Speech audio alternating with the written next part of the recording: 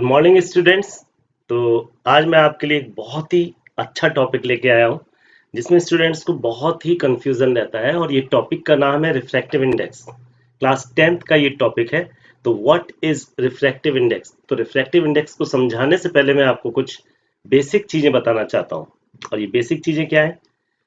For example, if the light ray, एक incident ray है and the light ray travel from vacuum to water medium. जो ऊपर वाला medium है that is vacuum medium और नीचे वाला मीडियम कैसा है? Water medium. तो जब भी लाइट रे ट्रेवल करती है from the vacuum medium to the water medium, then it will bends towards the normal. ये हमेशा क्या होती है? नॉर्मल की तरफ बेंड हो जाती है। ये देखिए जो ब्लैक वाली रे आ रही है, दिस इज कॉल्ड रिफ्रैक्टेड रे। और ये है आपकी इंसिडेंट रे। इतना तो पता ही होगा आपको, ये इंसिडेंट रे है येलो वाली और ब्लैक वाली आपकी रिफ्रैक्टेड रे है। तो ये रिफ्रैक्टेड रे नॉर्मल की तरफ बेंड हो जा रही है, जबकि ये अगर नहीं बेंड होती तो ये सीधी चली जाती, जैसे आपको येलो डॉटेड लाइन से दिखाया गया है। तो कभी भी लाइट रे किसी एक मीडियम से दूसरे मीडियम में जा रही है तो ये यहाँ पर क्या हो रही है? बेंड हो रही है। कभी कभी अवे फ्रॉम द नॉर्मल चली जाती है। ये मैं आपको समझा चुका हूँ पहले। एटमॉस्फेरिक रिफ्लेक्शन में मैंने आपको सारी चीजें बताई थी। तो वही चीज बेसिक है कि वैक्यूम से जब वाटर में जा रही है तो ये नॉर्मल की तरफ बेंड हो जा रही है। चलिए, speed of the light in vacuum में कितना था? 3 इंटू 10 टू द पावर 8। तो वैक्यूम में जो स्पीड ऑफ लाइट था वो था आपका 3 into 10 to the power 8 metre per second. तो यहाँ पर 3 into 10 to the power 8 metre per second था, जबकि speed of light in water यहाँ पर कितना था? The speed of light in water is 2.25 into 10 to the power 8 metre per second. इसको जरा ध्यान से देखिएगा। ऊपर वैक्यूम मीडियम था, इंसिडेंट रे आ रही है वैक्यूम मीडियम से जो कि मैंने येलो कलर से दिखाया है, और रिफ्लेक्टेड रे आ रही है ब्लैक कलर से जो कि नॉर्मल की तरफ बेंड हो जाती है। स्पीड ऑफ लाइट वैक्यूम में थी आपको पता है 3 into 10 to the power 8 metre per second, जबकि स्पीड ऑफ लाइट वाटर में 2.25 into 10 to the power 8 metre per second. बार बार क्यों बता रहा हूं आपको? मैं बार बार इसलिए आपको बता रहा हूं कि ये जो डिफरेंस है स्पीड ऑफ लाइट का किसी भी अलग अलग मीडियम में, ये क्यों है? आपको पता है जो वैक्यूम मीडियम है वो वाटर के कंपेयर में कैसा है? रेयरर है। रेयरर है ना? चलिए रेयरर लिख देते हैं। और जो ये वाटर है वो वैक्यूम के कंपेयर में कैसा है? डेंसर है। और आपको पता है डेंसर मीडियम में मॉलिक्यूल्स पास पास होते हैं और रेयरर मीडियम में मॉलिक्यूल्स दूर दूर होते हैं। तो अगर आप यहाँ पर अपनी कोई बाइक या गाड़ी लेके आएंगे तो रेयरर मीडियम में मॉलिक्यूल्स दूर दूर हैं, आप आसानी से निकल जाएंगे, जबकि डेंसर मीडियम में जब आप आएंगे तो आपको थोड़ा सा प्रॉब्लम हो जाएगी गाड़ी को चलाने में। यही फर्क है। इसीलिए speed of light rarer medium जो था वैक्यूम, इसमें स्पीड ऑफ लाइट ज्यादा है 3 इंटू 10 टू द पावर 8, और वाटर में स्पीड किसकी है? लाइट की 2.25, जो कि वैक्यूम से कम है। तो वाई, इसका मैंने आंसर आपको दे दिया। ऐसा क्यों है? ऐसा इसलिए। चलिए एक और मीडियम देख लेते हैं कंपेयर टू वैक्यूम। अभी हमने वैक्यूम ही मीडियम लिया है, अब कंपेयर टू वैक्यूम एक और मीडियम ले लेते हैं। For example glass medium. In the glass medium जैसे ही ये लाइट रे आ रही है तो आपने देखा थोड़ी सी और ज्यादा बेंड हो जा रही है।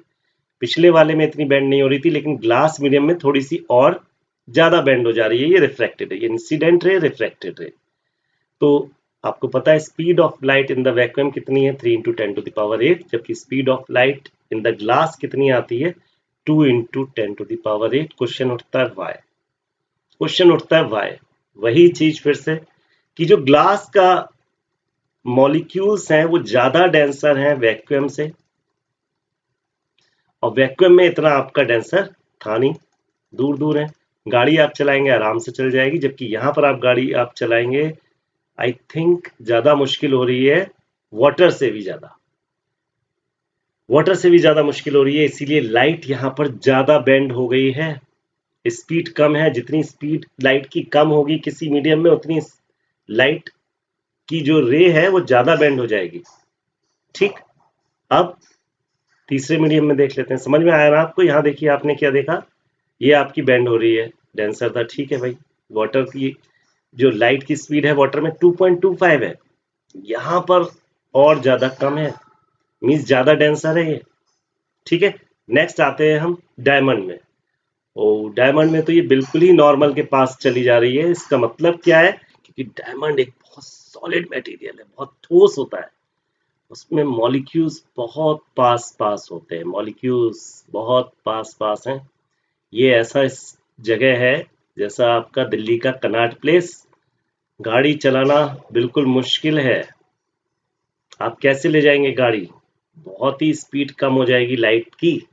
तो इसलिए यहाँ पर 1.2 स्पीड है कंपेयर टू वाटर, और कंपेयर टू ये देखिए 2.25 वाटर में थी, जबकि ग्लास में 2 इंटू 10⁸ थी, और यहाँ पर और भी कम हो गई 1.2 इंटू 10⁸।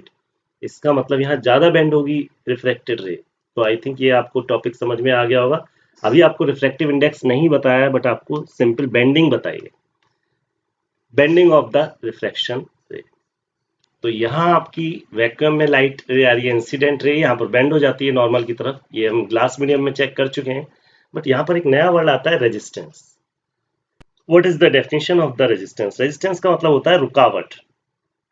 किसी चीज में अगर आप रुकावट डाल रहे हैं, दैट इज कॉल्ड रेजिस्टेंस। आप एक बाइक पे जा रहे हैं, बहुत ज्यादा स्पीड से चले जा रहे हैं, द स्पीड इज 80 मान लीजिए किलोमीटर पर आवर, लेकिन अचानक यहाँ पर आपका क्या आ जाता है, स्पीड ब्रेकर आ जाते हैं। जो स्पीड ब्रेकर आ जाते हैं तो आपकी बाइक की स्पीड कम हो जाती है, 20 से 40 स्पीड रह गई है अब आपकी। तो दिस इज कॉल्ड रेजिस्टेंस। यहाँ पर आपका रेजिस्टेंस लगा दिया गया है, इसलिए आपकी स्पीड कम हो गई है। तो रेयरर मीडियम में, रेयरर मीडियम मैंने बताया जिसमें आपके मॉलिक्यूल्स दूर दूर होते हैं, लेस रेजिस्टेंस होता है, वहां रुकावट नहीं होती, आप आराम से तेजी से बाइक निकाल सकते हैं। डेंसर मीडियम में आपका क्या होता है, जो मॉलिक्यूल्स होते हैं वो बहुत पास पास होते हैं, रुकावट पैदा कर रहा है, इसलिए मोर रेजिस्टेंस होगा। नाउ ऑप्टिकल डेंसिटी किसे कहते हैं? ये जो आपका रेयरर मीडियम लेस रेजिस्टेंस वाला है, ये जो आपका डेंसर मीडियम मोर रेजिस्टेंस वाला है, इसको हम मटेरियल की ऑप्टिकल डेंसिटी भी कहते हैं। चलिए कैसे डिफाइन करेंगे ऑप्टिकल डेंसिटी को? Refractive index measures the optical density of the medium. Refractive index की डेफिनेशन हमें नहीं पता है, तो पहले हम रिफ्रैक्टिव इंडेक्स की डेफिनेशन पढ़ते हैं। Refractive index is the ability of the material to bend the light. अभी आपने देखा किसी भी मटेरियल की एबिलिटी क्या होती है। सबसे पहले आपने वाटर में देखा, वो लाइट को बेंड कर रहा था, उसके बाद आपने ग्लास में देखा, वो लाइट को बेंड कर रहा था, उसके बाद आपने डायमंड में देखा, वो लाइट को बेंड कर रहा था। तो हर मटेरियल की अलग अलग एबिलिटी है कि वो लाइट को कितना बेंड कर रहा है। सबसे ज्यादा कौन कर रहा था, डायमंड कर रहा था, उससे कम कौन कर रहा था, ग्लास कर रहा था, सबसे कम कौन कर रहा था, वाटर कर रहा था। ये एबिलिटी है मटेरियल की कि वो लाइट को बेंड कर रहा है, और इस एबिलिटी को हम बोलते हैं रिफ्रैक्टिव इंडेक्स। और इसको निकालेंगे कैसे रिफ्रैक्टिव इंडेक्स को? The speed of the light in vacuum upon the speed of light in the glass. We can calculate the refractive index by calculating the speed light in the vacuum upon speed of light in the glass. आपको पता है speed of light in the vacuum कितना होता है, 3 into 10⁸, और आपको पता है speed of light in the glass कितना होता है, 2 इंटू 10⁸। जब आप इसको कैलकुलेट करेंगे देन यू विल गेट 1.5, और ये 1.5 आपका क्या आ रहा है, this is called refractive index. और रिफ्रैक्टिव इंडेक्स मैंने यहाँ पर लिख दिया ऑप्टिकल डेंसिटी। इससे आपको ऑप्टिकल डेंसिटी भी पता लगती है, उस मटेरियल की ऑप्टिकल डेंसिटी कितनी है। इसका मतलब क्या होता है 1.5 का? 1.5 का मतलब क्या होता है, the speed of the light in glass, क्योंकि आपने नीचे ग्लास रखा है, ऊपर वैक्यूम है।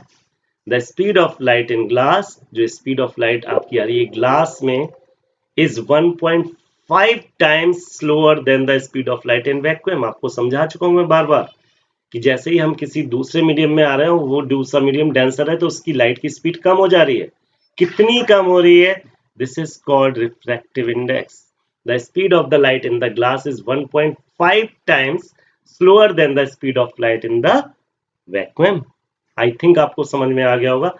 तो refractive index measures the optical density of the medium. ये आपको ये भी बताता है कि ऑप्टिकल डेंसिटी मीडियम की कितनी है। सो वी कैन से जो रिफ्रैक्टिव इंडेक्स होता है वो आपके ऑप्टिकल डेंसिटी के डायरेक्टली प्रोपोर्शनल होता है।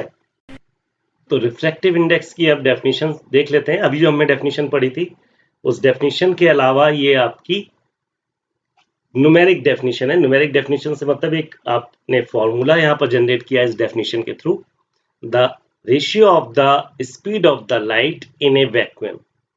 आपने क्या किया, speed of the light in the vacuum निकाली, speed of the light in the specific medium निकाली। फॉर एग्जाम्पल अभी हमने लिया था, यहाँ पर आपका क्या था, वैक्यूम था, यहाँ पर आपका क्या था, यहाँ पर आपका था वाटर, ग्लास, या आप यहाँ पर ले सकते हैं diamond.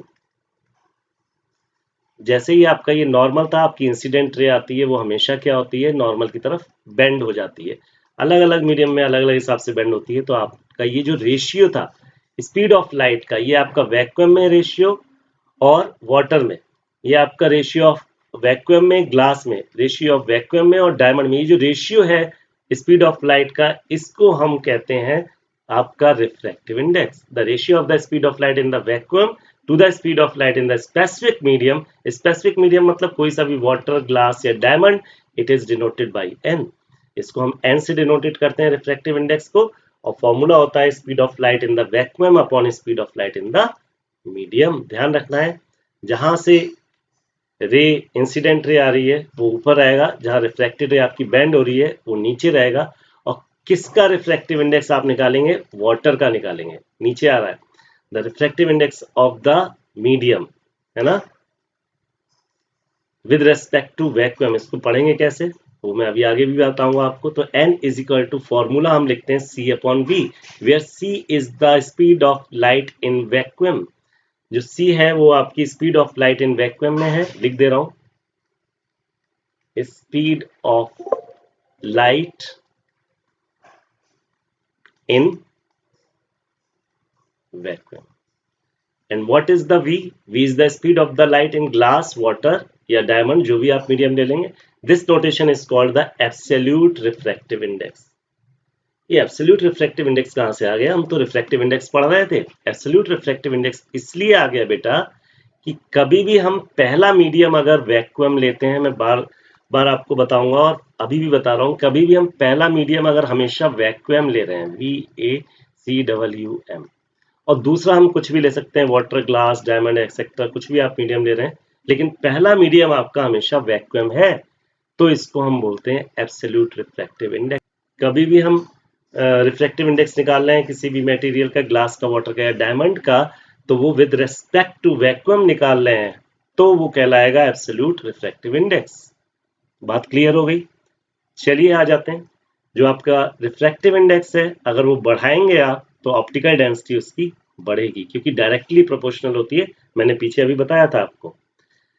Speed of the light आपकी कम हो जाएगी जब भाई ऑप्टिकल डेंसिटी किसी की बढ़ रही है। ऑप्टिकल डेंसिटी का मतलब बढ़ना क्या होता है कि वहां पर जो मॉलिक्यूल्स हैं बहुत पास पास हो रहे हैं। जब ऑप्टिकल डेंसिटी आपकी बढ़ रही है तो स्पीड ऑफ लाइट ऑटोमेटिकली आपकी कम हो जाएगी।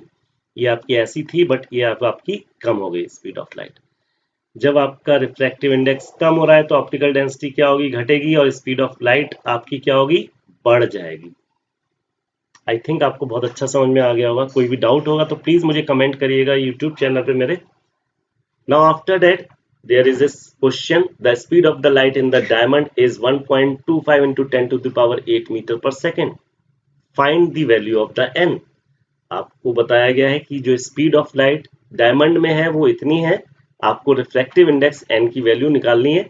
तो here the speed of light in the vacuum is c into 10 to the power 8। इसको मैंने एक फिगर से दिखाया है। और जब ये आपकी इंसिडेंट रे वैक्यूम से कहाँ जाती है, डायमंड के अंदर जाती है, तो थोड़ा सा बेंड होती है।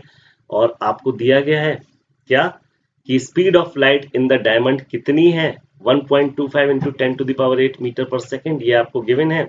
निकालना क्या है, ये आपका क्या है, refractive index. We know the refractive index is equal to c upon v, where c is the speed of light in the, किसमें होती है, वैक्यूम में। तो हमने लिख दिया 3 into 10 to the power 8।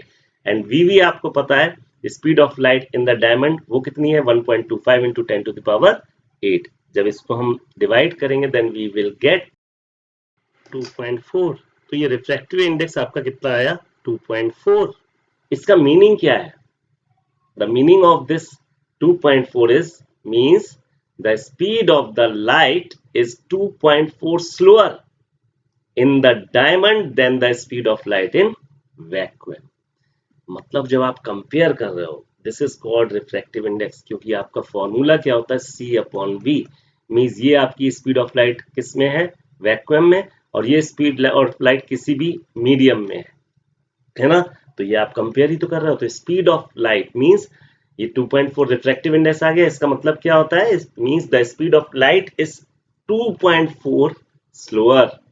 Slower क्यों कह रहे हैं, क्योंकि डायमंड में तो स्लोअर ही हो जाएगी। यहाँ पर आपका जो है क्या है, डेंसर मीडियम है, यहाँ स्लो होगी। वैक्यूम में लाइट की स्पीड तेज होगी। वैसे भी आपने यहाँ देखा है लाइट की स्पीड, ये देखिए स्लोअर है और यहाँ पर आपकी ज्यादा है। तो रिफ्रैक्टिव इंडेक्स 2.4 आया। 2.4 के बाद आपने कहा the light is 2.4 slower in the diamond than the speed of light in vacuum. एक चीज और आपको बता दूं, तो रिफ्रैक्टिव इंडेक्स का कोई यूनिट नहीं होती है। यूनिट क्यों नहीं होती है रिफ्रैक्टिव इंडेक्स की, बिकॉज यहाँ पर लाइट की जो स्पीड है c अपॉन v होता है और ये मीटर पर सेकंड है। मीटर पर सेकंड से मीटर पर सेकंड आप कट कर देंगे तो ये यूनिट लेस हो जाएगा। रिफ्रैक्टिव इंडेक्स की कोई यूनिट नहीं होती है। और absolute refractive index, absolute refractive index मतलब पहला मीडियम, आपने लिखा है मीडियम 1 और अपॉन मीडियम 2, यही तो रिफ्रैक्टिव इंडेक्स है आपका। लेकिन जब पहला मीडियम कभी भी हमेशा जब होता है वो लेंगे और वो हमेशा वैक्यूम रहेगा तो वो एब्सोल्यूट रिफ्रैक्टिव इंडेक्स रहेगा। पहला मीडियम हमेशा क्या रहेगा, वैक्यूम रहेगा। ना ही वो ग्लास हो, ना ही वो डायमंड हो, ना ही वो कुछ और हो। हमेशा क्या हो, पहला मीडियम वैक्यूम हो। दूसरा मीडियम आप कुछ भी ले सकते हैं, ठीक, जिसका रिफ्रैक्टिव इंडेक्स निकालना है। फॉर एग्जांपल डायमंड का, तो दूसरा मीडियम आप कुछ भी ले सकते थे। तो रिफ्रैक्टिव इंडेक्स, ऐसे रिफ्रैक्टिव इंडेक्स को क्या बोलेंगे, जहां पर हमेशा पहला मीडियम वैक्यूम हो, एब्सोल्यूट रिफ्रैक्टिव इंडेक्स। और वो एब्सोल्यूट रिफ्रैक्टिव इंडेक्स हमेशा 1 से ग्रेटर आएगा, इज ग्रेटर देन 1। आपने यहाँ पर डायमंड के केस में देखा 2.4 आ रहा है। पीछे भी आपने देखा था, पीछे क्या देखा था आपने, यहाँ पर आपने देखा था किसमें, ये रहा 1.5 आ रहा है ग्लास में, ठीक है। तो 1 से हमेशा ग्रेटर आ रहा था। चलिए नेक्स्ट स्लाइड क्या है, रिलेटिव रिफ्रैक्टिव इंडेक्स। अब ये जो वैक्यूम था इसको हम चेंज कर देंगे। अभी तक मैंने कहा जब हमेशा वैक्यूम होगा, हमेशा वैक्यूम होगा, तो वो एब्सोल्यूट रिफ्रैक्टिव इंडेक्स होगा। We know that the absolute refractive index is equal to n is equal to c upon v, vacuum upon medium. दूसरा तो कुछ भी हो सकता है, लेकिन ये हमेशा एब्सोल्यूट में वैक्यूम रहेगा। Now change the vacuum into glass and medium into water. अब आपने पहला मीडियम को कर दिया, जो वैक्यूम था उसे ग्लास कर दिया, और नीचे मीडियम क्या कर दिया आपने, वाटर ले लिया। क्लियर। तो इसको हम कैसे डिनोट करेंगे, तो पहले तो इसको डिनोट करिए, n is equal to C upon V, vacuum upon medium. तो इसको हम ऐसे डिनोट करेंगे, ऊपर क्या है वैक्यूम है तो वी एन, और नीचे क्या है मीडियम है। इसको हम ऐसे भी लिख सकते हैं, अगर हम बोल रहे हैं, ये देखिए वी एन एम। तो देखिए इसको हम पढ़ेंगे कैसे, refractive index of medium with respect to vacuum. अभी यही तो किया था हमने, इस refractive index of medium with respect to vacuum. इसको हम लिख सकते हैं N M, refractive index of medium with respect to, sorry, N V, N M upon N V लिख सकते हैं। लेकिन मैंने आपको बताया था पीछे, क्या बताया था, कि जो स्पीड ऑफ द लाइट होती है वो एन के अपोजिट होती है। मींस प्रोपोर्शनल जब करेंगे तो 1 अपॉन आ जाएगा स्पीड ऑफ लाइट, जब एन बढ़ेगा तो स्पीड ऑफ लाइट घटेगी, और जब एन घटेगा तो स्पीड ऑफ लाइट बढ़ेगी। तो यहाँ पर जब हम फॉर्मूला लिखेंगे in the terms of light, speed of light, तो हम उल्टा कर देंगे, ये N M upon N V है, और यहाँ हम कर देंगे वेलोसिटी ऑफ द वैक्यूम और velocity in the vacuum and velocity in the medium. ये हम चेंज कर देंगे। N M upon N V तो ठीक है ना, ठीक। बट यहाँ पर हम क्या कर देंगे, यहाँ क्योंकि स्पीड ऑफ लाइट हमारा क्या था, इनवर्सली प्रोपोर्शनल था, तो उल्टा हो जाएगा। एन वी है तो ऊपर आ जाएगा वी वी और नीचे आ जाएगा वी एम। इसका ध्यान रखिएगा। Here we can write we N M is equal to N M भी केवल लिख सकते हैं, क्योंकि वैक्यूम में क्या होता है, एब्सोल्यूट रिफ्रैक्टिव इंडेक्स होता है, तो हम उसको मेंशन नहीं करते, क्योंकि हमेशा ही वो वैक्यूम रहता है एब्सोल्यूट में। तो उसे हम वी को मेंशन नहीं करते, इसको केवल एन एम भी लिख सकते हैं ओनली। इसका मतलब क्या होता है, the speed of the light in the giving medium with respect to vacuum. अभी आपको बताया। तो यहाँ पर आपका पहला मीडियम गिलास है, दूसरा मीडियम क्या है, वाटर है, पहला मीडियम ग्लास है, दूसरा मीडियम वाटर है, आप लिख सकते हो Ng और यहाँ पर N GNW पहला मीडियम आपका ग्लास हो गया, दूसरा मीडियम वाटर हो गया। तो विद रेस्पेक्ट टू, तो आप क्या लिखोगे, refractive index of water with respect to glass. तो इसकी जो डेफिनेशन हम इसको क्लियर करेंगे तो NW अपॉन NG आएगा, refractive index of water with respect to refractive index of glass. जब हम इसको चेंज करेंगे स्पीड ऑफ लाइट में तो इन्वर्सली प्रोपोर्शनल होता है। तो जब नीचे ग्लास है तो यहाँ ऊपर पहुंच जाएगा glass, speed of light in glass और speed of light in water. तो ये हमने निकाल दिया, speed of light in glass है 2 into 10 to the power 8, speed in water कितना है 2.25 इंटू 10 टू द पावर 8, 0.8 आ गया। 0.8 का मतलब क्या है, 0.8 का मतलब है the speed of the light in water is 0.8 times greater than the speed of light in glass. Denser medium ज्यादा है ये, और जबकि ये थोड़ा डेंसर मीडियम कम है। तो speed of light in is in water, water में कैसी होगी, ज्यादा होगी, 0.8 times greater than the speed of light in glass. तो रिफ्रैक्टिव इंडेक्स डिपेंड किस पे कर रहा है, रिफ्रैक्टिव इंडेक्स जो है वो 1 से छोटा आ रहा है यहाँ पर, ठीक है। मीडियम हमने चेंज कर दिए, पहला वैक्यूम ले रहे थे, लेकिन जब वैक्यूम हम हमेशा लेते हैं एब्सोल्यूट रिफ्रैक्टिव इंडेक्स हमेशा ग्रेटर होता है किससे, 1 से। और यहाँ पर एब्सोल्यूट रिफ्रैक्टिव इंडेक्स तो है नहीं, रिलेटिव है, ठीक। तो यहाँ पर जो रिलेटिव रिफ्रैक्टिव इंडेक्स आ रहा है वो कैसा आ रहा है, 1 से छोटा आ रहा है। डिपेंड करता है relativity of the two mediums की, आपने दो मीडियम्स कौन से लिए हैं। और रिफ्रैक्टिव इंडेक्स आपका 1 कभी भी नहीं आता है, रिफ्रैक्टिव इंडेक्स आपका 1 नहीं आता है। अब आ जाइए स्नेल लॉ पे। स्नेल लॉ बहुत ही इजी है क्या आखिर स्नेल लॉ, ठीक है समझ लेते हैं स्नेल लॉ क्या है। आपने क्या लिखा, NGV, बात वही है, आप इस V को ऊपर भी कर सकते हैं यहाँ पर। अगर हमने शुरू से V को ऊपर लिखा है तो हम ऊपर ही लिख ले रहे हैं, लीजिए मैंने यहाँ पर V कर दिया। NGV मतलब refractive index of the glass with respect to vacuum, absolute है, अभी तक हम फॉर्मूला पढ़ते हुए आए हैं। अब यहाँ पर आपने वाटर मीडियम ले लिया, यहाँ पर आपने ग्लास मीडियम ले लिया। एक नॉर्मल है, नॉर्मल से एक इंसिडेंट रे आ रही है और एक रिफ्रैक्टेड रे है, जो कि इंसिडेंट रे एंगल I बना रही है और रिफ्रैक्टेड आपका R बन गया है ना। थोड़ा सा बेंड हो जा रहा है यहाँ पर R, तो I और R यहाँ पर इक्वल नहीं होते हैं, आपको पता होना चाहिए, क्योंकि रिफ्रैक्शन हो रहा है और यहाँ पर बेंड हो जा रही है रे जो है, ठीक है साहब। अब आपने क्या करा, ये जो I एंगल था इसको चेंज किया। जब चेंज करेंगे तो R भी चेंज हो जाएगा, लेकिन इक्वल नहीं होगा। R आपने बढ़ा, I आपने बढ़ा दिया, R भी आपका बढ़ जाएगा। आगे आप और I को एंगल को बढ़ा देते हैं तो R आपका और बढ़ जाएगा। तो यहाँ पर हम क्या बोलेंगे, ये हमें पता भी है, पहले हमने बताया था आपको, जो आपका रिफ्रैक्टिव इंडेक्स है वो डेंसिटी के प्रोपोर्शनल होता है। अगर डेंसिटी बढ़ाएंगे रिफ्रैक्टिव इंडेक्स बढ़ेगा। रिफ्रैक्टिव इंडेक्स जो है वो स्पीड ऑफ लाइट के कैसे होता है, 1 अपॉन होता है, मींस इनवर्सली प्रोपोर्शनल होता है, ये भी आपको पता है। तो चलिए स्नेल लॉ क्या कहता है, स्नेल लॉ कहता है sine I upon sine R is equal to constant. जब ये जो आपका I एंगल था और ये जो R एंगल था, angle of incidence, angle of reflection, इसको जब हम साइन में कन्वर्ट करते हैं और angle of sine I upon angle of sine R लेते हैं तो ये हमेशा कांस्टेंट आता है।